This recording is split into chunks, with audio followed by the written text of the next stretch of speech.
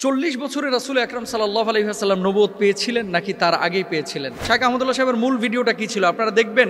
নবুয়তের পূর্বে রাসূল আকরাম সাল্লাল্লাহু আলাইহি ওয়াসাল্লাম কোন ধর্ম পালন করতেন? গুরুত্বপূর্ণ প্রশ্ন। নবুয়তের পূর্বে আমাদের প্রিয় নবী সাল্লাল্লাহু আলাইহি ওয়াসাল্লামের ধর্ম কি ছিল?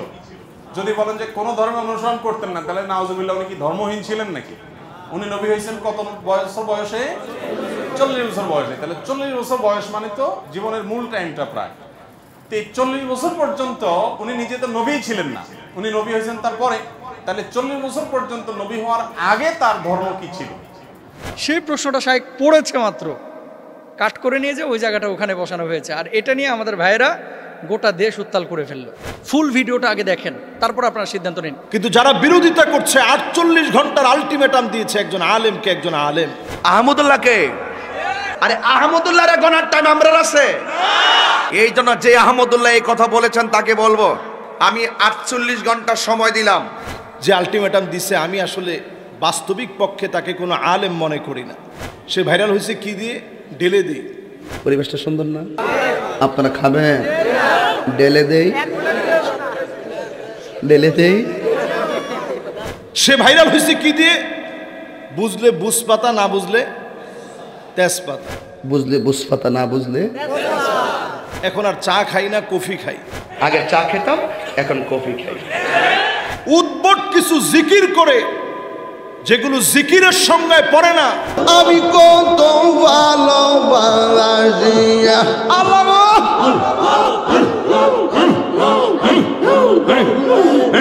আল্লাহর সঙ্গে সরাসরি বেয়াদবি। আল্লাহর দনেরা সুলকি দিয়া গেলেন আল্লাহ গায়েব হইয়া, রাসূলের ধন খাজা পাইয়া শুইয়া আছে আজ মেরে কেউ ফিরে না খালি হাতে, খাজা তোমার। মাহফিলে বসে তার স্ত্রী কল দিয়েছে, ওইখানে বসে সে কল দিয়ে বলতেছে, কল ধরে, দেখছেন কিরকম দিলাম। এই শোনো, আমি ওয়াজে আছি, বুঝছো? Thank you very much. তোমার যন্ত্রণাটা কেমন দিলাম। এইরকম একজন বক্তা যদি 48 ঘন্টার আলটিমেটাম দেয়, আমি কখনো কোনো বক্তার নাম ধরে কোনো কথা কখনো বলি না, বলাটা পছন্দ করি না। আউল বাউল ফাউল যারা নাচানাচি গাওয়াগাওয়ি করে তাদের ইমেজটা কি? বর্তমান জেনারেশনের যুবকদের কাছে তাদের ইমেজটা কি? আর শাইখ আহমদুল্লাহর ইমেজ কি? মিজানুর রহমান আজহারীর ইমেজ কি? আহমদুল্লাহরা প্রতি বছর জন্ম নেয় না। স্বাবলম্বীকরণ প্রকল্পে লাখো মানুষের পাশে তিনি দাঁড়িয়েছেন। এদেশের মানুষ যখন বন্যার্থ হয়েছে, সিলেটে তিনি ছুটে গিয়েছেন, অথচ তিনি একটা মসজিদ হাতে নিয়েছেন। আপনারা দেখবেন এক সময় দেশকে রিপ্রেজেন্ট করার মতো একটা মসজিদ হবে ইনশাআল্লাহ। পড়ি আব্দুল জাহের মাহমুদ উনি প্রশ্ন করেছেন যে মোহতারাম, আল্লাহ রাসূল সাল্লাল্লাহু আলাইহি ওয়াসাল্লাম কি 40 বছরে নবুয়ত পেয়েছিলেন নাকি তিনি আগে থেকেই নবী, এবং এই বিষয়টা নিয়ে এত আলোচনা কেন হচ্ছে? দ্বিতীয়ত, শাইখ আহমদুল্লাহ সাহেব যে কথাটি বলেছেন সেই কথাটা আপনারা সমর্থন করেন কিনা? তৃতীয়ত, আরেকটি বিষয় উনি লিখেছেন যে এই বিষয়টা নিয়ে যে পরিমাণ আলোচনা এবং সমালোচনা হচ্ছে, সেই আলোচনা আপনারা বসে কি সমাধান করতে পারেন না? তিনটে বিষয়। আমি শেষ বিষয়টা নিয়ে আগে কথা বলবো যে আপনারা সমাধান করতে পারেন কিনা। দেখেন, কিছু কিছু বিষয় হাদিসে একাধিক বর্ণনা আছে, যেই বর্ণনাগুলো একাধিক থাকার কারণে সাহাবী রিদওয়ানুল্লাহি আনহুম আজমাইনদের জামানা থেকেই কিন্তু এই মতবিরোধগুলো চলে আসছে। যেমন আপনাকে একটা কথা বলি, নামাজের মধ্যে যে আমরা হাত বাঁধি, কেউ নাভির নিচে, নাভির ওপরে, কেউ বুকের ওপরে হাত বাঁধি, প্রত্যেকটা কিন্তু হাদিসের মধ্যে আছে। প্রত্যেকটা কিন্তু হাদিসের মধ্যে আছে। এখন আপনি যদি বলেন যে বুকের উপরে হাত বাঁধা এটাই বিশুদ্ধ আর সব কিছু বাকি হাদিসগুলো এগুলো নিষিদ্ধ বা এগুলো মানা যাবে না, তাহলে আপনি এখানে জুলুম করলেন। এটা উচিত না। কিছু বিষয় একাধিক বর্ণনা দুইভাবে এসেছে। তো সাহাবী রিদওয়ানুল্লাহি আনহুম আজমাইনদের মধ্যে ইখতিলাফ ছিল, তাবেঈনদের মধ্যে ছিল, পরবর্তী স্কলারদের মধ্যে ছিল, সালফে সালেহিনদের মধ্যে ছিল, বর্তমান সময়েও আছে। এটা থাকবে কিয়ামত পর্যন্ত। সেক্ষেত্রে আপনার আমার ভূমিকা কি হবে? আপনার আমার ভূমিকা হচ্ছে একাধিক বর্ণনা যখন থাকবে তখন আপনার যেটা ভালো লাগে আপনি মেনে নেবেন, তবে অবশ্যই ইসলামিক স্কলার একজনকে ফলো করবেন যে তার রায়টা কী। সেটা হানাফি মাযহাবের হতে পারে, শাফি মাযহাবের হতে পারে, মালিকি মাযহাবের হতে পারে, তার রায়টা কী। দুই নম্বর বিষয়, 40 বছরে রাসূল আকরাম সাল্লাল্লাহু আলাইহি ওয়াসাল্লাম নবুয়ত পেয়েছিলেন নাকি তার আগেই পেয়েছিলেন, এই কথাটা মূলত শায়েখ আহমদুল্লাহ সাহেবের যে মূল ভিডিওটা, সম্ভবত উনি এই যে চাঁদনি চক বা এই যে নিউ মার্কেটের ওখানে যেই একটা মাহফিল হয় কোন মসজিদে যেন, ওখানে সওয়াল জবাবের মধ্যে যে ভিডিওটা, মূল ভিডিওটা দেখেন। আমাদের কাছে কোনো শ্রোতা যখন প্রশ্ন করে, এই যে আজকে যে প্রশ্ন উত্তর দিচ্ছি, শ্রোতারা যখন প্রশ্ন করে আমরা কিন্তু প্রথমেই প্রশ্নটা আপনাদের সামনে পড়ে নেই। ইভেন এই যে আব্দুল জাহের মাহমুদ যে প্রশ্নটি করেছে, এই প্রশ্নটাও কিন্তু আমি পড়লাম। কোরআনুল কারিমে আল্লাহ কি বলছে, একটা উদাহরণ দিয়ে আরও ক্লিয়ার হবেন। লা তাকরাবুস সালাহ, নামাজের ধারে কাছেও যায় না। এখন আপনি আগেও নিলেন না, পিছেও নিলেন না। লা তাকরাবুস সালাহ আল্লাহ বলছে নামাজের ধারে কাছে যায় না, আপনি নিয়ে এসে এটা মুস্তাফিজ হুজুর বলল নামাজের ধারে কাছেও যায় না। এখন কখন? আল্লাহ তো এটা পরে বলে দিয়েছে, ও আনতুম সুকারা, যখন নেশাগ্রস্ত অবস্থায় থাকো। মদ খায়া পবিত্র না হয়ে সাথে সাথে নামাজে দাঁড়ায়ও না, নাপাক অবস্থায় দাঁড়ায়ও না। এখন আপনি কাট করে ওখানটা নিয়ে যে বসায় দিলেন। সুযোগ সন্ধানী যারা আছে সোশ্যাল মাধ্যমে, আমার লেকচার বলেন, আহমদুল্লাহ সাহেবের লেকচার বলেন, আব্দুল্লাহ সাহেবের লেকচার বলেন, XYZ যে কোনো স্কলারের লেকচার কেটে কেটে অনেকভাবে কিন্তু উপস্থাপন করা যায়। একটা পজিটিভ বিষয়কে কিন্তু নেগেটিভলি উপস্থাপন করা যায়। আর যে ভদ্রলোক এই কথাগুলো নিয়ে আজকে আলোচনা করতেছে, শায়েখ আহমদুল্লাহ সাহেবের মূল ভিডিওটা কী ছিল আপনারা দেখবেন, এখন ইউটিউবে আছে। প্রশ্নটা শায়েখ এভাবে পড়ছেন যে এক ভাই প্রশ্ন করেছেন, রাসূল আকরাম সাল্লাল্লাহু আলাইহি সাল্লাম তো 40 বছরের নবুয়ত পেয়েছেন, এর আগে তিনি নবী ছিলেন না, তাহলে এই 40 বছর আগে তিনি কোন ধর্ম অনুসরণ করতেন? তাহলে কি আল্লাহ রসুল কোনো ধর্মের অনুসরণ করতেন না, নাকি অনুসরণ করতেন? অনুসরণ করলে কার ধর্ম অনুসরণ করেছেন? আমরা জানি যে ইব্রাহিম আলাইহিস সালাতু ওয়াস সালামের দিন ধর্ম আল্লাহ রসুল সাল্লাল্লাহু আলাইহি সাল্লাম অনুসরণ করেছেন। তাহলে শায়েখকে প্রশ্ন করা হয়েছে, সেই প্রশ্নটা শায়েখ ওখানে উপস্থাপন করেছেন যে আল্লাহর রাসূল 40 বছর তো নবুয়ত পান নাই। প্রশ্নটা এভাবে করাছে, সেই প্রশ্নটা শায়েখ পড়েছে মাত্র, কাট করে নিয়ে যে ওই জায়গাটা ওখানে বসানো হয়েছে। আর এটা নিয়ে আমাদের ভাইয়েরা গোটা দেশ উত্তাল করে ফেলল। জ্ঞানী মানুষের একটা বিষয় কি জানেন, যে সবসময় তর্কে জড়ায় না, ঝগড়া বিবাদে জড়ায় না। কারণ যেই গাছে যত ফল বেশি, সেই গাছটা তত নত বেশি। এই যে আম বড় বড় দেখবেন গাছের উপরে ধরে আছে, যত বেশি আম গাছটা তত নত।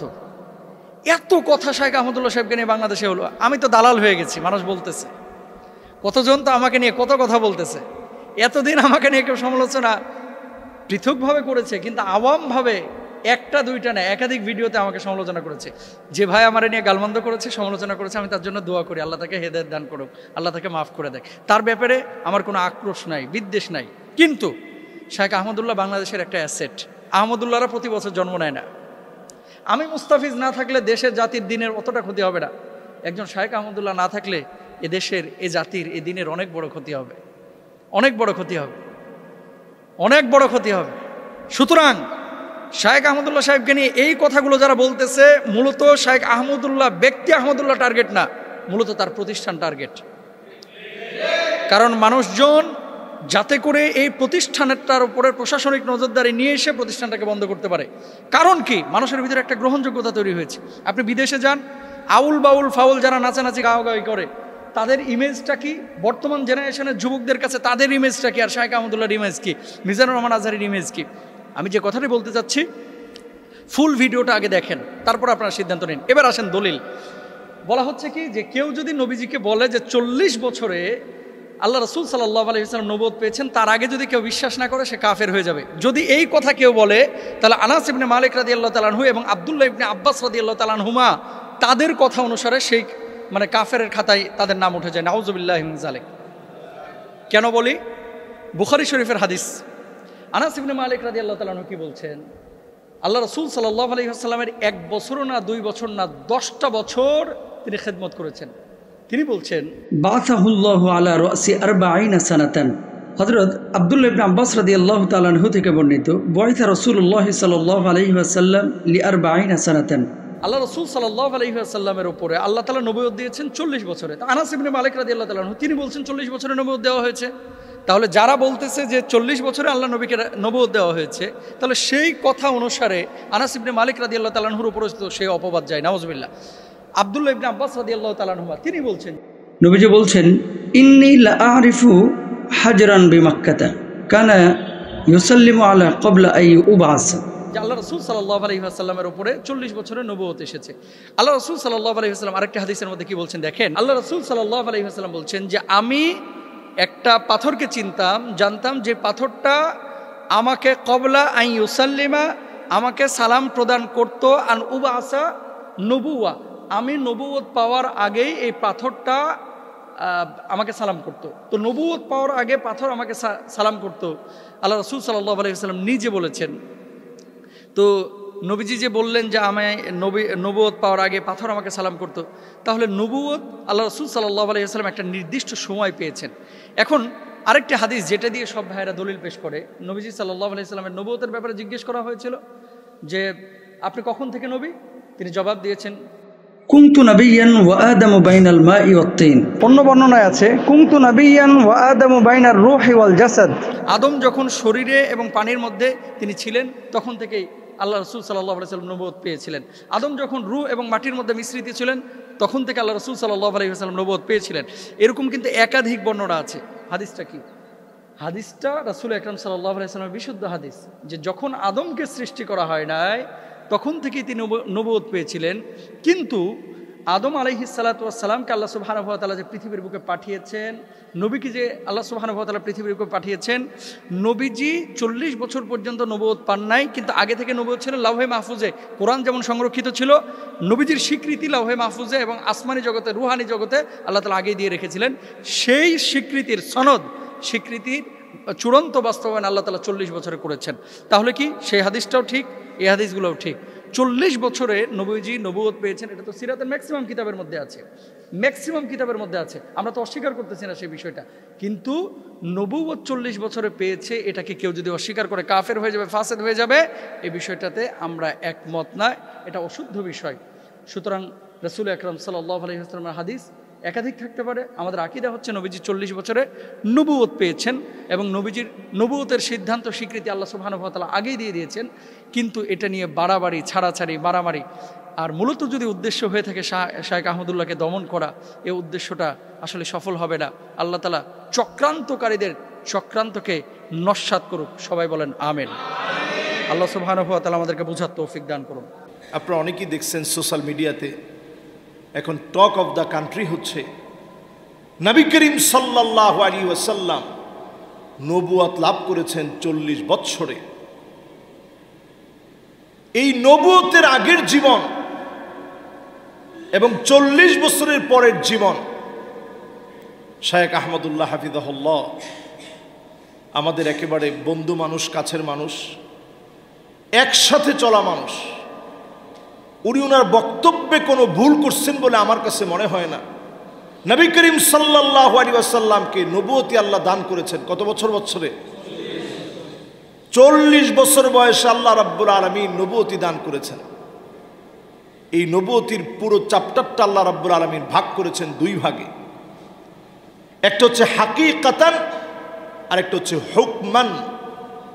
আল্লাহ রাব্বুল আলামিন যাদেরকে নির্বাচন করে রাখছেন নবী হবেন, এই চার্টের ভিতরে সৃষ্টির সূচনা লগ্নে আদম আলাইহিস সালাতু ওয়াস সালাম বাইনার রূহি ওয়াল জাসাদ, যখন উনি রূহ আর শরীরের মাঝামাঝি ছিল, এখনো রূহকে ফুৎকার করা হয় নাই, আকার আকৃতি দেওয়া হয় নাই, তখন থেকেই নবী মুহাম্মদ সাল্লাল্লাহু আলাইহি ওয়াসাল্লামকে আল্লাহ রাব্বুল আলামিন নবী হিসাবে নির্বাচিত করে রাখছেন। জোরে বলেন আল্লাহু আকবার। তো শায়েখ আহমদুল্লাহ হাফিজাহুল্লাহ তিনি একই কথা বোঝাতে চেয়েছেন বারবার। উনি কোনোভাবেই এটার বিপরীত নন। একটা হচ্ছে হাকিকাতান, বাস্তবিক পক্ষে তিনি নবী হবেন, এই সিদ্ধান্ত আল্লাহ রাব্বুল আলামিনের বহু আগ থেকে। যেমন বাপ সবসময় সিদ্ধান্ত নিয়ে রাখে আমার এই ছেলেটারে আলেম বানাবো, সিদ্ধান্ত নেওয়ার পর আমি মানুষ, আমার সিদ্ধান্ত আল্লাহ রাব্বুল আলামিন যেহেতু সুযোগ দিছেন, আমি যদি নিজে আলেম না হই, বাপের সিদ্ধান্ত ছিল যে আলেম বানাবে, এটা ছিল হাকিকি বাবার সিদ্ধান্ত, বাবার নির্বাচন। কিন্তু নবীদের ক্ষেত্রে আল্লাহ রাব্বুল আলামিন যখন কোনো নির্বাচন করেন, তখন নবীরা কোনোভাবেই এই সিদ্ধান্ত থেকে বাহিরে যাওয়ার সুযোগ নেই। নবীদেরকে যিনি মাসুম বানিয়েছেন তিনি কে? যারা বিরোধিতা করছে জাতি তাদের কাছ থেকে কি পেয়েছে একটু চিন্তা করেন। আমি কখনো কোনো বক্তার নাম ধরে কোনো কথা কখনো বলি না, বলাটা পছন্দ করি না। কিন্তু যারা বিরোধিতা করছে, 48 ঘন্টার আলটিমেটাম দিয়েছে একজন আলেমকে, একজন আলেম যে আলটিমেটাম দিছে, আমি আসলে বাস্তবিক পক্ষে তাকে কোনো আলেম মনে করি না। সে দেখবেন বাংলাদেশে কোনো অবদানের কারণে সে ভাইরাল হয়েছে, অথবা মানুষের দিলের ভিতরে তার কোনো কথা, হৃদয়স্পর্শী কোনো কথা গেঁথে গিয়ে সে ভাইরাল হয়েছে, এরকম ভিডিও আমার অন্তত চোখে পড়ে নাই। সে ভাইরাল হয়েছে কি দিয়ে? ঢেলে দিয়ে। ঠিক কিনা বলেন? আমাদের দেশের মিডিয়াতে পর্যন্ত তুলপাড় হয়ে গেছে তার ঢেলে দিয়ে। সে ভাইরাল হয়েছে কি দিয়ে? এখন আর চা খাই না, কফি খাই। সে ভাইরাল হয়েছে কি দিয়ে? বুঝলে বুঝপাতা, না বুঝলে তেজপাতা। সে ভাইরাল হয়েছে কিভাবে? উদ্ভট কিছু জিকির করে, যেগুলো জিকিরের সঙ্গে পড়ে না, আল্লাহর সঙ্গে সরাসরি বেয়াদবি, বিভিন্ন ভণ্ডদের নামগুলো তার বিভিন্ন আলোচনার মধ্যে বলে বলে এই পাগলামি সাগলামি দিয়ে সে ভাইরাল হয়েছে। ঠিক কিনা বলে? শুধু এক জায়গায় না, আপনি আরো মিলায় দেখেন তার অবদান কি বাংলাদেশে। তার অবদান হচ্ছে মাহফিলে বসে তার স্ত্রী কল দিয়েছে, ওইখানে বসে সে কল দিয়ে বলতেছে, কল ধরে, দেখছেন কিরকম দিলাম। স্ত্রীর সঙ্গে কথা বলছে। এই যে আপনি স্ত্রীর সঙ্গে কথা বলছেন, আমরাও তো ওয়াজের ময়দানে আলহামদুলিল্লাহ বাংলাদেশ দেশের বাহিরে 10 বছর ধরে কথা বলি। মিশর যখন পড়াশোনা করতাম তখনও 5 বছর কথা বলছি। এই মোট 15 বছর কথা বলার ক্ষেত্রে আজ পর্যন্ত এরকম হাস্যকর কোনো কথা আল্লাহ রাব্বুল আলামিন আমার জবান দিয়ে বের করেনি, আগামী দিনেও যেন আল্লাহ বের না করে, পড়ে না আমিন। তার অবদান কি জাতির ভিতরে? ছেলেদেরকে উস্কানি দেওয়া। তার অবদান হচ্ছে এমন উদ্ভট কথা বলা যেগুলো কুরুচিপূর্ণ, যেই কথাগুলো স্বামী স্ত্রী তার সন্তানদেরকে নিয়ে একত্রে শুনতে পারে না, যে কথাগুলো দিয়ে প্রতিনিয়ত টিকটক হচ্ছে। এইরকম একজন বক্তা যদি 48 ঘন্টার আলটিমেটাম দেয়, এটা টিকটকারের আলটিমেটাম হবে, বাস্তবিক কোনো আলটিমেটাম হবে না। ঠিক কিনা বলে?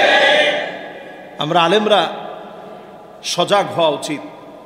শায়েখ আহমদুল্লাহ এই জাতির রাহবার হিসেবে কি করে নাই। আমি এমন ব্যক্তির পক্ষে বলছি না যে ব্যক্তি যার সাথে আমার চলাফেরা নাই। ওমর রাদিয়াল্লাহু তাআলা আনহুর সামনে এসে বলা হচ্ছে এই লোকটা খুব নেককার, খুব দিনদার। ওমর রাদিয়াল্লাহু তাআলা আনহু বলছেন, আতাআমালতা মাহু, তুমি কি তার সাথে লেনদেন করছো? বলছে, না, লেনদেন তো করতে পারিনি। তো কেমনে বুঝলো যে লোকটা দিনদার? আসাফারতা মাহু, তুমি কি তার সাথে সফর করছো? কোথাও ভ্রমণে বের হইছো? বলছে, না, ভ্রমণেও বের হইনি। তো কেমনে বুঝলা লোকটা দিনদার? আমি ওনার সাথে দুবাইয়ের সফরে ছিলাম, প্রায় সময় আমরা একসঙ্গে বসি। আমি জেনে শুনে বলছি, দায়িত্ব নিয়ে বলছি, এদেশের লাখো মানুষের কর্মসংস্থানের ব্যবস্থা, স্বাবলম্বীকরণ প্রকল্পে লাখো মানুষের পাশে তিনি দাঁড়িয়েছেন। সাদকায়ে জারিয়া, আমাদের দেশের এই ক্লাইমেটের যে পরিবর্তন, তিনি বৃক্ষরোপণ কর্মসূচির মধ্য দিয়ে এ জাতির আবহাওয়া নিয়ে চিন্তা করেন, যাহার এই জাতি যদি কষ্টে পড়ে যায়। এদেশের মানুষ যখন বন্যার্থ হয়েছে, সিলেটে তিনি ছুটে গিয়েছেন, সাতকানিয়াতে তিনি ছুটে গিয়েছেন দায়িত্ব নিয়ে। সমস্ত মিডিয়াগুলো সেগুলো ক্যাপচার করেছে, আপনারা দেখেছেন নিশ্চয়ই। এরকম একজন দায়িত্বশীল গুরুগম্ভীর একজন আলেম, আলিমুন মুস্তামিলুন ইলমাহু, যিনি তার এলেমকে কাজে লাগায় বলে আমি মনে করি যে আলেমের কাছ থেকে অনেক কিছু শেখা যায়। যুগ জামানা পাল্টে দিতে চাই না অনেকজন, এক আলেমে আনতে পারে জাতির জাগরণ। ঠিক কিনা বলে? এরকম জাগরণ সৃষ্টিকারী একজন আলেম।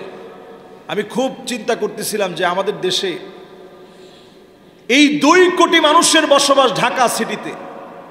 এই ঢাকা শহরের ভিতরে মসজিদ আছে 6000-এর উপরে, কিন্তু আমাদের দেশকে রিপ্রেজেন্ট করার মতো মসজিদ ঢাকা সিটিতে 1968 সালের যে বাইতুল মোকাররম মসজিদ, তখনকার সময় এটাকে রিপ্রেজেন্ট করার মতো ছিল। এখন এর চতুর্পাশে এত পরিমাণ বিল্ডিং হয়ে গেছে, আপনি আকাশ থেকে তাকালে তেমন কিছু নজরই পড়বে না, অথচ তিনি একটা মসজিদ হাতে নিয়েছেন। আপনারা দেখবেন এক সময় দেশকে রিপ্রেজেন্ট করার মতো একটা মসজিদ হবে ইনশাআল্লাহ পড়ে। এরকম একজন আলেমের বিরোধিতা যখন করবেন, পক্ষে বলাটা এটা আমাদের দায়িত্ব, পক্ষে বলাটা আমি নৈতিকভাবে দায়িত্ব মনে করি। আল্লাহ তাআলা যখন কারো কল্যাণ চান, কখনো কখনো এইরকম কিছু ব্যক্তির বিরোধিতার মধ্য দিয়ে আল্লাহ রাব্বুল আলামিন তার প্রিয় প্রিয় গোলামদের অনেক অনেক অনেক বেশি কল্যাণ দান করে দেন, ঠিক কিনা বলেন? যেমন ধরুন, আজকের আমি জুমাতে এই বিষয় নিয়ে কথা বললাম, তাহিরি সাহেবের মতো লোকেরা খুব ভালো করে বুঝেন, এটার কারণে তারও কিন্তু একটা মার্কেট লেভেলে তার দামটা কিন্তু কমে নেই। আমাদের জুমাতে তার নামটা নেওয়া হয়েছে, বিগত 10 বছরের কোনো দিন তার নামটা আমি নিই নেই। আজকে তার কর্মকাণ্ড নামগুলো একটু নেওয়া হলো। এর দ্বারা বোঝা যায় এরা মার্কেটিং খুব ভালো বুঝে। অন্যদিকে এটা একটা অপচেষ্টাও হতে পারে।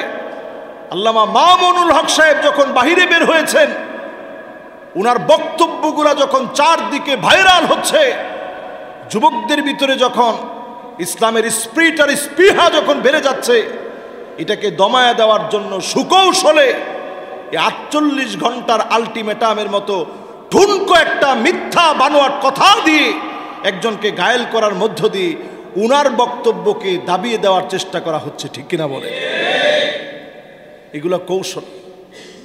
যতই কৌশল করেন, ইসলামের কাজ আল্লাহ রাব্বুল আলামিন যেখানে যতটুকু নেওয়ার আল্লাহ তাআলা নিয়ে নেবেন। কথা কি আপনাদের সবার কাছে পরিষ্কার? তাহলে এই বিষয় নিয়ে আর কি কোনো সমালোচনার দরকার আছে?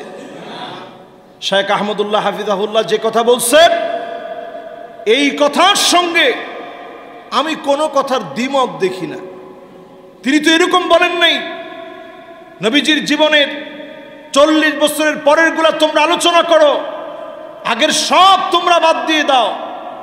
আগের সেই নবীজির 40 বছরের আগের কোনো ইতিহাস বলা দরকার নেই, সেগুলো চর্চা করা দরকার নেই, সেগুলো আমলে আনা দরকার নেই, এমন কোনো একটা কথা তিনি বলেন নাই। তিনি যা বলছেন, ইবনে আব্বাস রাদিয়াল্লাহু তাআলা আনহুর হাদিস তা বলছে, নবী সাল্লাল্লাহু আলাইহি সাল্লাম নিজেও হাদিসের মধ্যে তা বলছেন। সব জায়গায় প্রমাণিত সত্য। 40 বছর আল্লাহ ওহী নাজিল করছেন, 13 বছর তিনি মক্কায় কাটালেন, 10 বছর তিনি মদিনায় কাটালেন, 63 বছরের জিন্দেগি পার করলেন, নবুয়তের পুরো দায়িত্ব পালন করলেন। উম্মতের জন্য শ্রেষ্ঠ নিদর্শন কোরআন আর সুন্নাহ তিনি রেখে গেলেন। পড়েন আল্লাহু আকবার। আমাদের কাজ কি? এই কোরআন আর সুন্নাহ নিয়ে থাকা। আল্লাহ যেন আমাদেরকে তৌফিক দান করেন। পড়েন আমিন। নবুয়তের পূর্বে রাসূল আকরাম সাল্লাল্লাহু আলাইহি সাল্লাম কোন ধর্ম পালন করতেন? গুরুত্বপূর্ণ প্রশ্ন। নবুয়তের পূর্বে আমাদের প্রিয় নবী সাল্লাল্লাহু আলাইহি সাল্লামের ধর্ম কি ছিল? যদি বলেন যে কোন ধর্ম অনুসরণ করতেন না, তাহলে নাউজুবিল্লাহ উনি কি ধর্মহীন ছিলেন নাকি? উনি নবী হয়েছেন কত বছর বয়সে? 40 বছর বয়সে। তাহলে 40 বছর বয়স মানে তো জীবনের মূল টাইমটা প্রায়। তো এই 40 বছর পর্যন্ত উনি নিজে তো নবী ছিলেন না, উনি নবী হয়েছেন তারপরে। তাহলে 40 বছর পর্যন্ত নবী হওয়ার আগে তার ধর্ম কি ছিল? এর উত্তর হলো যে আম্মা জান আয়েশা রাদিয়াল্লাহু তাআলা আনহা বর্ণিত হাদিস, যেটি বুখারীতে আসছে, মুসলিমে আসছে, তিনি বলেছেন যে কান নবী সাল্লাল্লাহু আলাইহি সাল্লাম ইয়াখলু বিগার হিরা ইয়াতাহান্নাফ ফি। নবী সাল্লাল্লাহু আলাইহি সাল্লাম নবী হওয়ার আগে হেরা গুহায় গিয়ে ইবাদত বন্দেগী করতেন। ইয়াতাহান্নাফ এর তরজমা ইবনে হাজার আসকালানি রাহিমাহুল্লাহ অনেকে বলেছেন ইয়াতাহান্নাফ, অর্থাৎ ইব্রাহিম আলাইহিস সালামের যে দ্বীন হানিফ ছিল, ওই দ্বীন হানিফের উপরে তিনি অটল থাকতেন, অবিচল থাকতেন। সমাজের বিভিন্ন অপরাধ, এগুলোর যে আপনার কি বলে এটাকে, এগুলোর যে ছোঁয়া, এগুলোর যে আঁচ, এগুলো নবীজি সাল্লাল্লাহু আলাইহি সাল্লামের গায়ে তিনি লাগাতে দিতেন না, বরং তিনি হেরা গুহায় গিয়ে আল্লাহর ইবাদত বন্দেগী করতেন। ইব্রাহিম আলাইহিস সালামের যে মিল্লাত ছিল, মিল্লাতে ইব্রাহিমী যেটাকে বলা হয়, এই মিল্লাতে ইব্রাহিমের উপরে নবী করিম সাল্লাল্লাহু আলাইহি সাল্লাম ছিলেন। তাহলে তার নবুয়তের আগের যে সময়টা, এই সময়টাতে তার যে দিন ছিল, এটা ছিল দিন ইব্রাহিম। কোন দিন ছিল? তার বাবা পূর্বপুরুষ ইব্রাহিম আলাইহিস সালামের দিন এবং মিল্লাতের উপরে ছিলেন, এবং সেই মিল্লাত, সেই আকীদা এবং সেই ইমানের উপরে থেকে তিনি গারে হেরায় গিয়ে আল্লাহ তাআলার জিকির, আল্লাহর স্মরণ, দোয়া করতেন। নবী করিম সাল্লাল্লাহু আলাইহি সাল্লাম মক্কায় জন্ম হয়েছে, তার মক্কায় বড় হয়েছেন, 40টা বছর নবী হওয়ার আগ পর্যন্ত এখানে কাটিয়ে দিয়েছেন।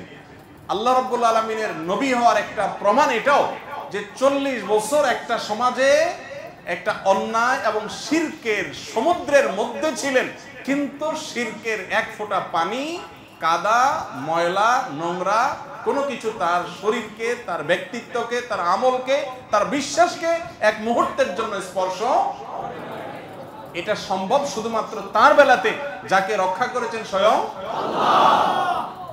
তার নবী মুহাম্মদ সাল্লাল্লাহু আলাইহি সাল্লাম মক্কায় সবাই যখন মূর্তি পূজা করে, সবাই যখন শিরক করে, সবাই যখন শিরকের ভিতরে নিমজ্জিত, সবাই যখন বিভিন্ন জাহিলি যুগের কর্মকাণ্ডে নিমজ্জিত, গোটা সমাজ একদিকে যাবে, একটা মানুষ স্রোতের বিপরীতে একা একা টিকে থাকবে, কেউ তাকে ওয়াজ নসিহত করে কনভিন্স করছে, এরকমও না।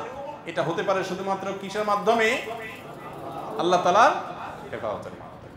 তো নবী হওয়ার আগে তিনি মক্কার মানুষদের এই শিরকপূর্ণ যে দিন, এটার অনুসারী ছিলেন। তিনি ছিলেন ইব্রাহিম আলাইহিস সালামের মিল্লাতের কি ইমাম আল্লামা আলুসি রাহিমাহুল্লাহ সহ বিশ্ববিখ্যাত মুফাসসির, মুহাক্কিক, উলামা ইকরাম এই কথাই বলেছেন যে তার আগের যে জীবন সে অ্যানালাইসিস করলে দেখা যায় যে তিনি দ্বীনে হানিফের উপরে ছিলেন। তিনি যদি নিজে নবী হওয়ার আগে এক মুহূর্তের জন্য অন্যদের দেখা দেখি বাচ্চা কালেও যদি অন্তত শিরকের কাজ করতেন, নাউজুবিল্লাহ, তাহলে শিরকের বিরুদ্ধে তিনি যখন তাওহীদের দাওয়াত দিয়েছেন, মক্কার মানুষ বলতো যে তুমি নিজেই তো একসময় করতা, ঠিক না বেঠিক? কিন্তু অমুসলিমদের রচিত কোনো নবীজির জীবনী গ্রন্থেও এরকম তথ্য পাবেন না যে মক্কার কোনো মানুষের বুকের পাটায় বল ছিল যে নবীজিকে বলবে যে তুমি নিজেও করেছো। কারণ তিনি শিশুকাল থেকে সবাই শিরকে নিমজ্জিত থাকলেও বা বেশিরভাগ মানুষ নিমজ্জিত থাকলেও তিনি কিন্তু আল্লাহর অশেষ অনুগ্রহে সেফ ছিলেন, নিরাপদে ছিলেন। তার আপন দাদা তিনি মক্কার কুরাইশদের নেতা ছিলেন, যারা মূর্তি পূজা করতো তাদের লিড দিতেন, কিন্তু আল্লাহ তাআলা নবী সাল্লাল্লাহু আলাইহি সাল্লামকে হেফাজতে নিজের আপন চাচা আবু তালেব, তিনি নবী করিম সাল্লাল্লাহু আলাইহি সাল্লামের অনেক প্রিয় ছিলেন। নবীজি সাল্লাল্লাহু আলাইহি সাল্লাম তার স্নেহের ভ্রাতুষ্পুত্র ছিলেন, কিন্তু তারপরও চাচা বা দাদার আদর্শকে বা চাচার বন্ধুরা, বাবার বন্ধুরা বা অন্য যারা আছেন, মক্কার মুশরিক যারা ছিলেন, সবাই তো ধরেন উনি যখন ছোট সবাই তো সিনিয়র মুরব্বী, তাদের ভুল কিছু তিনি গ্রহণ করতেন। এটাই তার একটা বিশেষ আপনার মুজিজা বলতে পারেন, অলৌকিকত্ব বলতে পারেন, যে আল্লাহ তাআলা তাকে হেফাজতে রেখেছেন। আছে না অনেক সময় ভাই, মানুষ এক সময় বড় আলেম হয়ে যায়, বড় ভালো মানুষ হয়ে যায়, কিন্তু তার পেছনে ইতিহাসে দেখা যায় একটু লিকেজ টিকেজ থাকে না? মানুষটা ভালো, কিন্তু এককালে হয়তো এই কাজটা করছে, এই কথাটা বলছে, সে নিজেও এটার জন্য লজ্জিত, এখন কিন্তু বলে ফেলছে, তখন বুঝে নেই। যারা নবী হন, শুধু আমাদের নবী যে না, যারা নবী হন, সমস্ত নবী রাসূলদেরকে আল্লাহ তাআলা এইভাবে শিশুকাল থেকে, মায়ের গর্ভ থেকে, দুনিয়াতে আসার পর থেকে নিয়ে তাদেরকে আল্লাহ তাআলা গোটা সমাজের আগুনের আঁচ থেকে আল্লাহ তাআলা বিশেষভাবে সেভ রেখেছে। এই জন্যই তারা নবী এবং রাসূল হয়েছে। আল্লাহ তাআলা তাদের প্রতি রহমতের বারিধারা বর্ষণ করুন।